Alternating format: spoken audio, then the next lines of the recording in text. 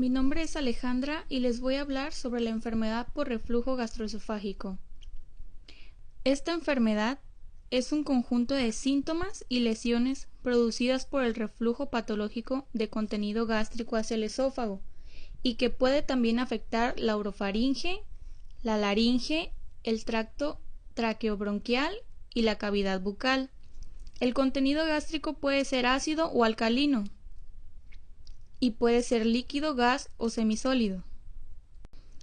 Esta enfermedad representa el 75% de las enfermedades esofágicas. Su prevalencia en la población general se ubica entre el 7.7% y el 26%. En personas mayores de 50 años aumenta a porcentajes del 10 al 40%. Esta enfermedad predomina en el hombre con una relación 3:1 sobre la mujer. Y los pacientes obesos tienen 3 veces más posibilidad de tener reflujo comparados con las personas delgadas. ¿Qué es lo que causa esta enfermedad? Bueno, la patogenia es multifactorial, se debe a un desequilibrio entre factores defensivos y agresivos producidos primariamente por un trastorno de la motilidad esofágica. Los factores defensivos son la barrera anatómica antirreflujo, la aclaración esofágica que permite normalizar el pH intraesofágico y la resistencia de la mucosa, el moco y el bicarbonato, además del flujo sanguíneo. Los factores agresivos son el ácido gástrico, la pepsina y los ácidos biliares. Las relajaciones transitorias del esfínter esofágico inferior son el trastorno motor clave para la producción del reflujo leve a moderado. Lo usual es que el esfínter esofágico inferior se relaje como consecuencia de la llegada de la onda peristáltica primaria, la cual es aquella que se inició como consecuencia de la deglución. Sin embargo, las relajaciones transitorias del esfínter esofágico inferior ocurren independientemente de la peristalsis esofágica, duran más de 10 segundos, eliminando la barrera del esfínter esofágico inferior y permitiendo el reflujo de gas, líquido y ácido. Son muchas las condiciones que pueden afectar el tono del esfínter esofágico inferior, desencadenando o empeorando episodios de reflujo gastroesofágico. Estos factores pueden ser las hormonas como el neuropéptido, la secretina, el glucagón, la somatostatina, la progesterona, el polipéptido inhibidor gástrico, algunos alimentos como la grasa, el chocolate, la menta, fármacos como los anticolinérgicos, la dopamina, los bloqueadores del canal de calcio, las benzodiazepinas y otros factores como la obesidad, el embarazo y el tabaco.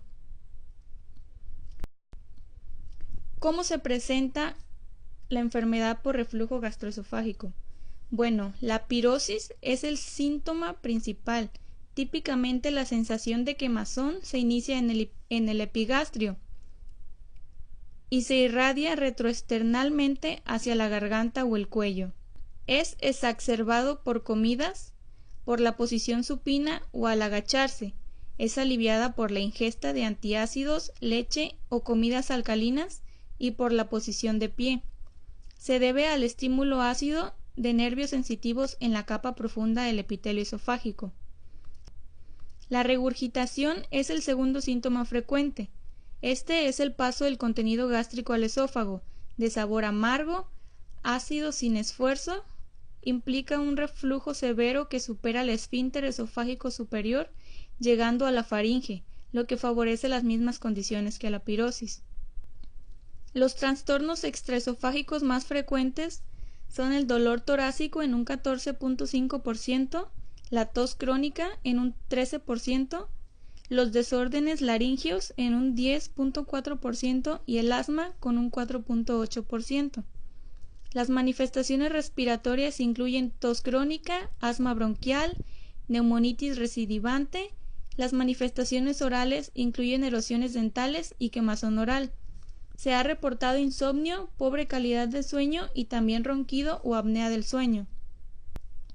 Actualmente se reconoce grupos de pacientes que tienen enfermedad por reflujo gastroesofágico no erosivo, es decir, son pacientes que a pesar de poder presentar reflujo persistente no desarrollan lesiones en el esófago. El otro grupo de pacientes es el que va a desarrollar esofagitis erosiva, que es un grupo con muy buena respuesta al uso de inhibidores de la bomba de protones, pero que usualmente va a tener recurrentemente erosiones o úlceras.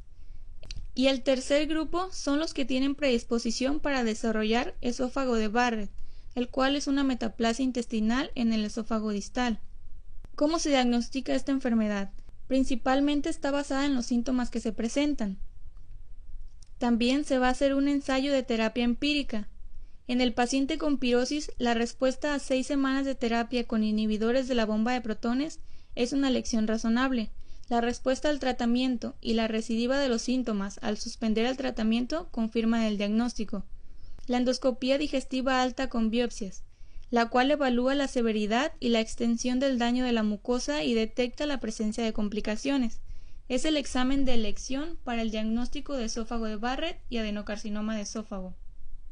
Se utilizan varias clasificaciones endoscópicas para medir la severidad del daño por reflujo gastroesofágico. La más popular es la de Los Ángeles, el cual se mide de grados que van de A a D. El grado A son una o varias erosiones menores de 5 milímetros.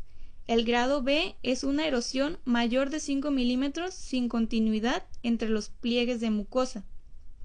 El grado C es una erosión en continuidad con los pliegues circunferencial y el grado D es una lesión ulcerada circunferencial. El monitoreo de pH ambulatorio es el examen más sensible para el diagnóstico de enfermedad por reflujo gastroesofágico. Se coloca un electrodo que mide el pH a 5 centímetros por encima del esfínter esofágico inferior. Se mide el tiempo en que el pH esofágico es menor de 4. Se correlacionan los periodos de síntomas con los valores de acidez del esófago y se establecen índices como la escala de Mister que define la presencia de reflujo. El monitoreo de bilirrubina en esófago se realiza mediante fotometría. Se mide la concentración de bilirrubina en el contenido esofágico utilizando el Bilitec. Este test es útil para los pacientes con sospecha de reflujo no ácido. El monitoreo de impedancia multicanal puede medir el reflujo de líquido o gas en el esófago y no solo el flujo de ácido. La manometría esofágica es un examen muy útil para la evaluación prequirúrgica del paciente, ya que descarta trastornos de motilidad esofágica asociados o que puedan erróneamente ser diagnosticados como reflujo gastroesofágico patológico.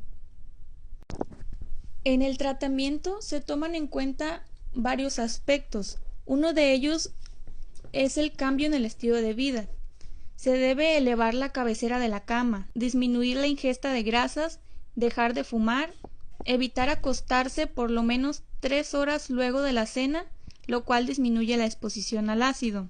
Se recomienda además evitar el sobrepeso y el uso de cinturones ajustados.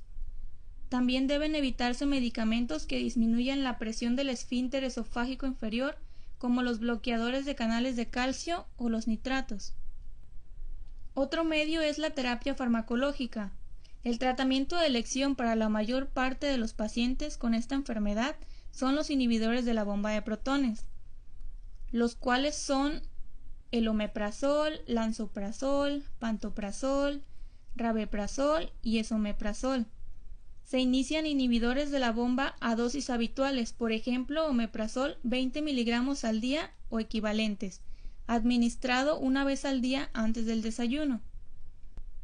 La enfermedad por reflujo gastroesofágico es típicamente recidivante, por lo tanto, luego de una terapia inicial de 6 a 8 semanas, el paciente usualmente va a requerir tratamiento de mantenimiento.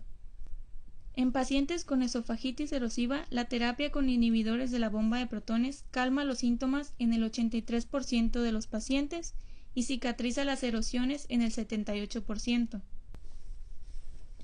En el tratamiento quirúrgico, las dos técnicas más comunes son la funduplicatura de Nissen y Toupet. La funduplicatura de Nissen consiste en envolver los últimos 3 centímetros del esófago con el fondo gástrico, el cual se pasa por detrás del esófago y se forma una corbata con el mismo, suturándolo por delante hasta completar los 360 grados con una longitud de 3 centímetros. Después se fija con la parte superior derecha e izquierda del hiato diafragmático. Previa a la funduplicatura se cierra el hiato esofágico suturando los pilares diafragmáticos derecho e izquierdo para que pase libre y justamente el esófago por el hiato. Durante el cierre de los pilares diafragmáticos y la formación de la funduplicatura gástrica, se coloca una sonda de calibración de 1 centímetro de diámetro, a través de la boca hasta el estómago. Esta permite alinear la funduplicatura con el eje del esófago y lograr una presión de cierre del mecanismo antirreflujo que permite el tránsito adecuado del alimento por el esófago e impide el reflujo. La funduplicatura tendrá una presión de cierre mayor que la presión que se genera en el estómago y se evitará el reflujo después de los alimentos y durante la posición de acostado durante la noche. En ambas operaciones se moviliza el esófago y se reduce la hernia hiatal, realizando una funduplicatura para aumentar el tono en reposo del esfínter esofágico inferior. Ambos procedimientos se pueden realizar por vía laparoscópica. El paciente que con mayor seguridad va a responder a la cirugía antirreflujo es el paciente joven que responde a inhibidores de la bomba de protones, pero en el que sus síntomas recurren al suspender su uso y por lo tanto requiere uso crónico de estos medicamentos. El éxito de la cirugía es de aproximadamente el 90% de los pacientes, aliviando los síntomas y previniendo la formación de estenosis. La tasa de éxito de esta cirugía depende de la experiencia del cirujano que la realiza. Las complicaciones posquirúrgicas a largo plazo pueden ser disfagia y sensación de llenura, diarrea y flatulencias. La mortalidad de la funduplicatura de Nissen es del 0.2%. Como se ve, es muy baja.